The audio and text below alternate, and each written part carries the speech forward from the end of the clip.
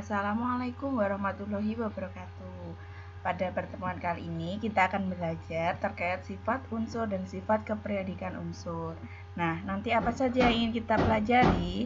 Yang pertama adalah sifat-sifat unsur dalam sistem periodik unsur. Yang kedua, massa atom relatif, MR.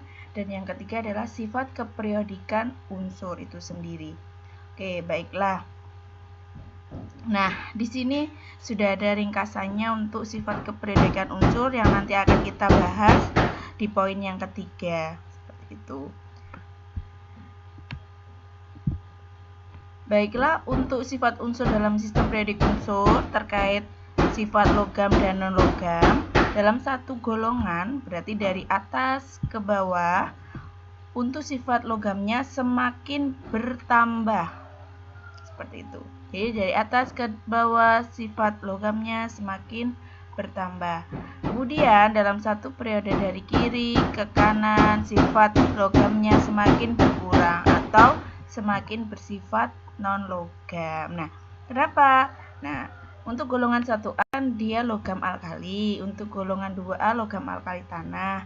Nah, untuk ke sini. Nah, ini kan didominasi non-logam yang warna kuning, maka dalam satu periode semakin ke kanan semakin bersifat non-logam atau sifat logamnya berkurang. Tetapi dari atas ke bawah sifat logamnya bertambah. Mengapa demikian? Karena semakin ke bawah jumlah dari elektronnya semakin banyak.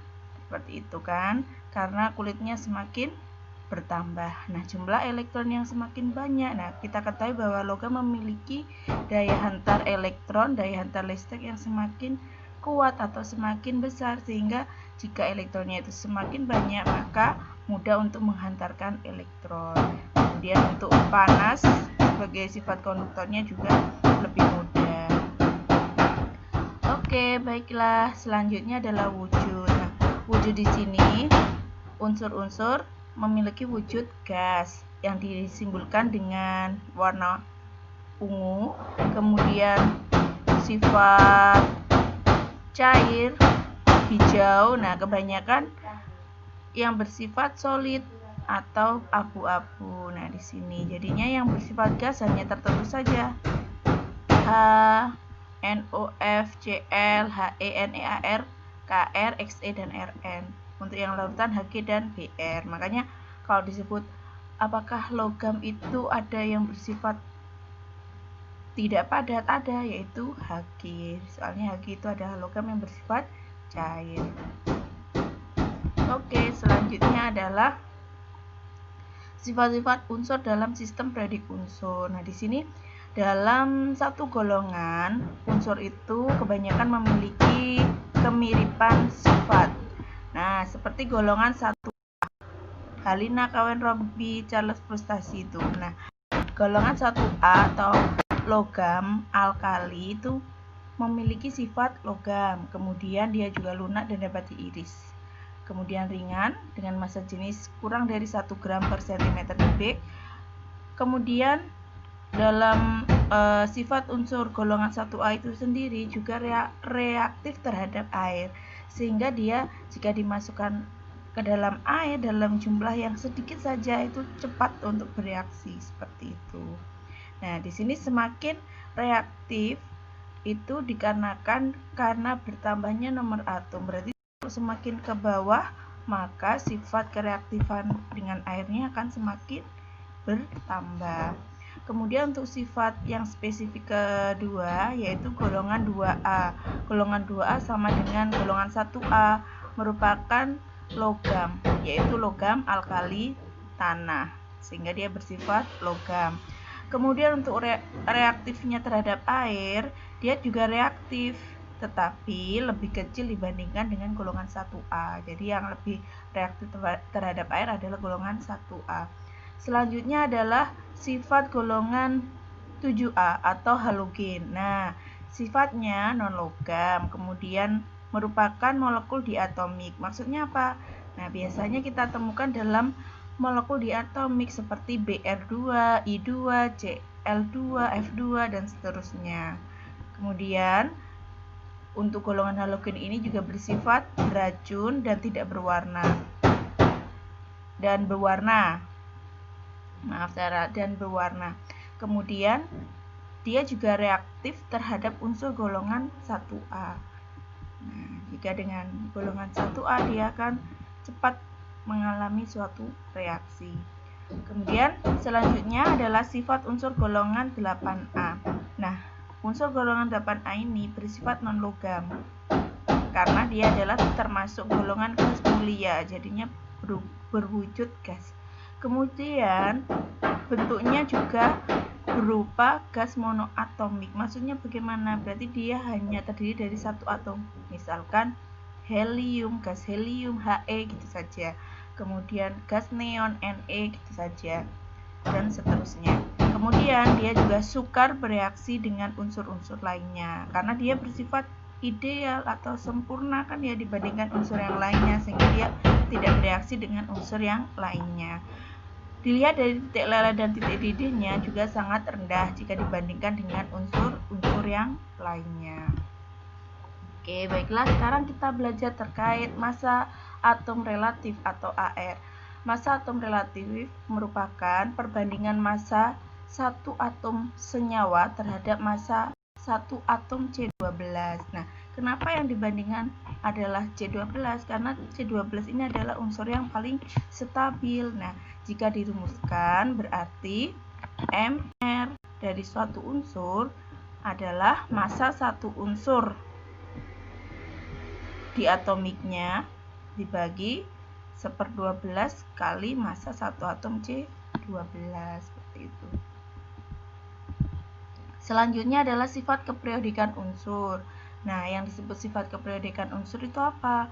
Sifat keperiodikan unsur adalah sifat-sifat yang berubah secara teratur atau sistematik sesuai dengan kenaikan nomor atom unsur. Berarti dilihat dari satu golongan dari atas ke bawah atau dari kiri ke kanan dalam satu periode.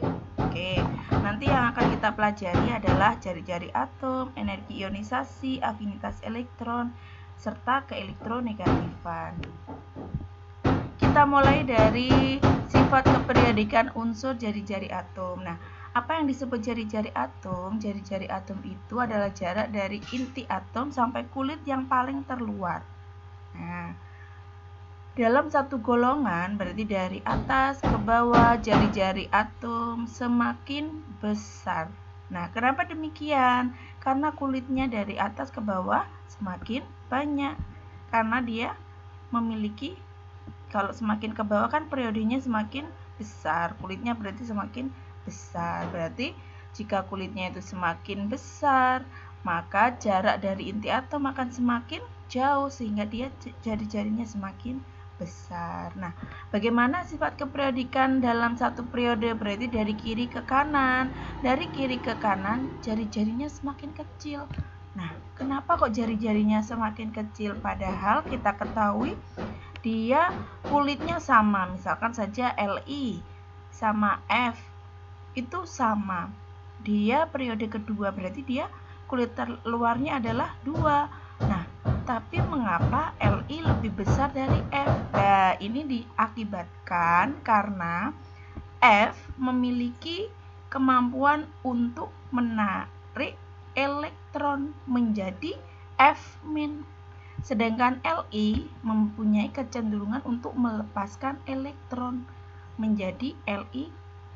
Nah, karena F itu mempunyai kemampuan menarik elektron, berarti inti atom terus kemudian kulit terluar. Nah, elektron di kulit terluar tuh cenderung tertarik ke inti atom.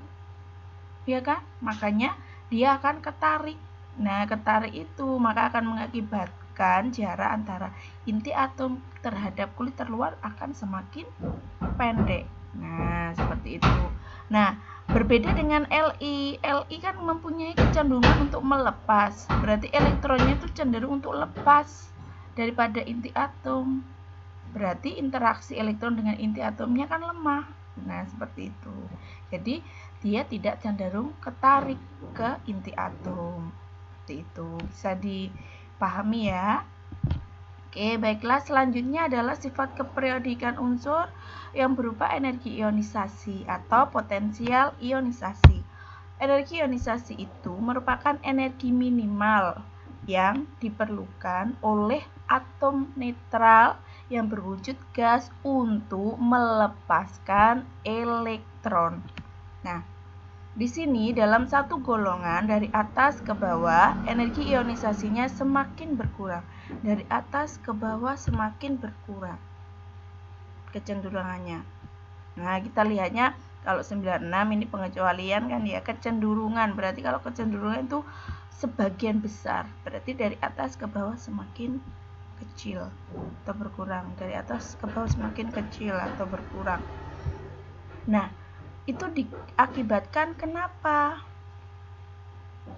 Nah, itu dikarenakan kan tadi atom netral yang berwujud gas, ya kan, energi yang dibutuhkan atau diperlukan oleh atom netral yang berwujud gas untuk melepas elektron. Nah, berarti logikanya seperti ini. Jika dia kulit terluarnya itu kecil, misalkan periode kedua, berarti kulit terluarnya kan 2. Kemudian ini periode ke 6, berarti kulit terluarnya 6. Nah, bisa dibayangkan 1, 2, 3, 4, 5, 6. Yang satunya tadi 1, 2. Nah, gitu ya. Yang kulit kedua sama kulit ke-6 kita bandingkan, kita bayangkan. Nah, dari sana yang kulit kedua berarti interaksi dengan intinya kuat karena dia dekat dengan inti. Inti atom kan cenderung menarik elektron kecenderungannya. Nah, karena dia dekat, maka daya tarik elektronnya semakin kuat. Nah, berarti kemampuan untuk melepasnya bagaimana? Juga kuat juga, seperti itu. Jadi kemampuan untuk yang diperlukan atom netral untuk melepaskan elektron akan semakin kuat yang dia periodenya kedua.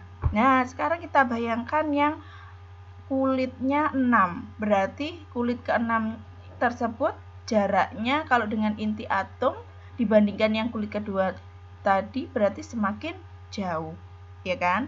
Nah, kalau kulit ke-6 itu semakin jauh dengan inti atom, berarti interaksi elektron di kulit ke-6 dengan inti atom itu semakin lemah, tidak sekuat yang tadi di kulit ke-2.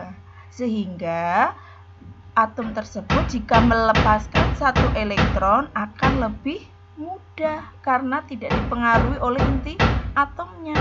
Sehingga energi yang dibutuhkan untuk melepaskan elektron tersebut juga semakin kecil. Seperti itu ya. Jadi tahu ya, dari atas ke bawah maka energi ionisasinya semakin berkurang.